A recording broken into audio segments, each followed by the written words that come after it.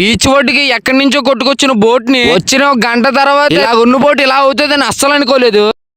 ఉదయం మనం లెగిసి చూసేసరికి బీచ్ ని చూస్తే చాలా ఎక్కువ మంది ఉన్నారు. ఏటైంది అబ్బాయిని చూసేసరికి బోట్ అయితే ఎక్కడి నుంచో కొట్టుకొచ్చేసింది. బోట్ ఎక్కడి నుంచి వచ్చిందో బోట్ ఓనర్ ఎవరో ఎవరికి తెలియదు. ఆ బోట్ రిపేర్ లో ఉందని బోట్ గాళ్ళకి ముందే తెలిసేమో. వాళ్ళకి పనికొచ్చే సోమాలన్నీ వేరే బోట్ లో షిఫ్ట్ చేసి వదిలేశారంట బోట్ ని. కానీ మన వాళ్ళకి పనికొచ్చినవని మన వాళ్ళు తీసుకుంటున్నారు. ఫ్రీగా వచ్చింది పి అయినా సరే తెలియకపోతే తినేస్తాం. అదేరా మన ఇండియన్ సైకాలజీ. ఆ బోటు ఓనర్కి బోటు పోయిందని బాధ కన్నా ఆ ఊరు వాళ్ళకి మాత్రం చిన్నపిల్ల వాళ్ళకి పెద్ద వాళ్ళకి బోటు చేరిందని ఆనందమే ఎక్కువగా ఉంది. పిల్లలు మాత్రం ఈ బోటు ఎక్కి ఇలా దూకడం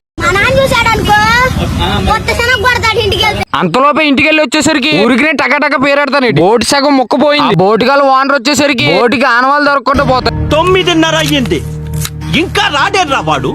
రాహుకాలము పోయే కాలము ముహూర్తం చూసుకొని వస్తాడా? ఇంకా నువ్వు రావగానే మిగిలింది రేపు ఆటో వేసుకో పని చేసుకుంటావు. ముట్టించుకోవడానికి పుల్లలు టక ఉంటాయి.